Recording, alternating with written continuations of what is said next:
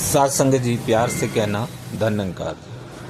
सत्संग जी, आज का विषय है चिंता नहीं, चिंतन करें। बहुत महत्वपूर्ण बात है सत्संगत। अक्सर इस संसार में रहते हुए चिंता हर किसी को किसी ना किसी रूप में परेशान करती है, तंग करती है, चिंता हो जाती है। और सत्संगत अगर गहराई में जा कर के देखूं तो चिंता का कारण क्या है, चिंता क्यों हो जाती है, तो एक ही बात सत्संगत समझ आ रही है। चिंता का कारण है मैं, क्योंकि मैं से मैं जुड़ जाता हूँ। और जब मैं से जुड़ता हूँ तो अनेकों चिंताएं अपने आप से शुरू हो जाती हैं कि मेरा स्वास्थ्य ठीक नहीं, या मेरे पास धन की कमी है, या और भी बहुत सारे अभाव नज़र आने लग जाते हैं, क्योंकि मैं का दायरा एक सीमित दायरा है। मैं की सत्संगत सोच जो है, मैं का जो दृष्टि है वो एक सीमित है।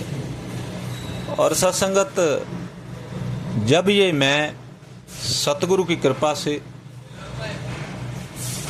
तू के दर्शन कर लेती है, तू के साथ जुड़ जाती है, इसकी सारी चिंताएं समाप्त होने लग जाती हैं। इसे अपने असली रूप का दर्शन हो जाता है। सत्संगत ये सतगुरु की कृपा से होता है। आप देखेंगे जब संत महात्माओं को प्रभु के दर्शन हो जाते हैं तो संतों के चेहरों के ऊपर कभी आपको चिंता दिखाई नहीं देगी। एक भक्ति भरी मुस्कुराहट हर संत के ऊपर, जितने भी पुरातन से लेकर के आज भी वर्तमान में भी जितने संत महात्मा सतगुरु, सबके चेहरों के ऊपर मुस्कुराहट दिखाई देगी। उसका कारण आप सभी ब्रह्मज्ञानी संत जानते हैं कि ये प्रभु का एहसास कर रहे हैं, प्रभु के साथ जुड़े हुए हैं, प्रभु के आनंद में है, प्रभु की मस्ती में है, प्रभु का शुक्राना कर रहे हैं, चिंतन हो रहा है निरंतर।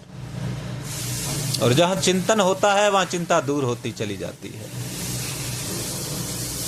और सत्संगत चिंतन की मस्ती में जो चेहरे पर मुस्कुराहट संतों की होती है, वो मुस्कुराहट वो फिर सारे संसार के अंदर उसे फैलाते चले जाते हैं।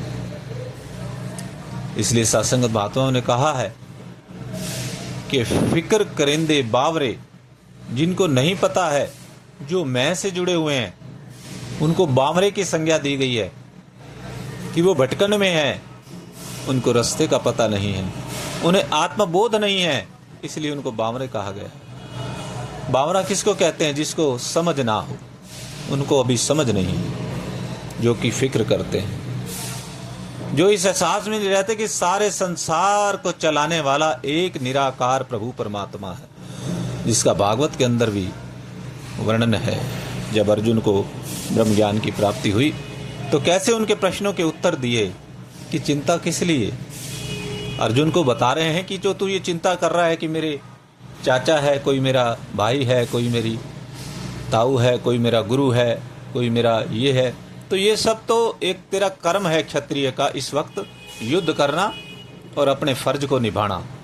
और इनकी तू चिंता मत कर, क्योंकि जो आया है उसने जाना है, और इनकी मृत्यु तो पहले ही मेरे द्वारा हो ही जा चुकी। उसको दिखाया, ब्रह्म ज्ञान करवाया कि तू क्यों चिंता, क्या चिंता कर रहा है, व्यर्थ में चिंता में पड़ा हुआ है, तू चिंतन कर प्रभु का। प्रभु बता रहे हैं जैसा मैं कह रहा हूँ तो वैसे करता चला जा, तेरा कल्याण होगा, चिंतन कर प्रभु का। ये सुंदर संदेश भागवत के अंदर भी प्रभु ने दिया। इसलिए वहां पर कहा ऐसा संगत की फिक्र करेंदे बावरे, जिनको पता नहीं है।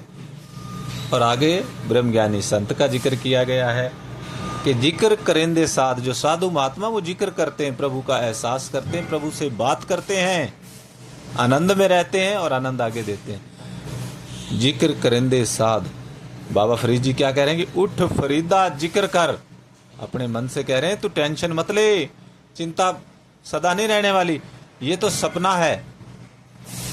उठ फरीदा जिक्र कर, इसके एहसास में रह, तेरी फिक्र करेगा आप ये निरंकार प्रभु परमात्मा, यही तो करता है, ये सब करने वाला है। तेरी फिक्र अपने आप करेगा, तेरे काम अपने आप बनते चले जाएंगे। तू सिर्फ प्रभु का सिमरन कर, प्रभु को याद कर, प्रभु का ध्यान कर। तू ही निरंकार, मैं तेरी शरण, मैनू बख्श लो। बस ये ध्यान करना है, बस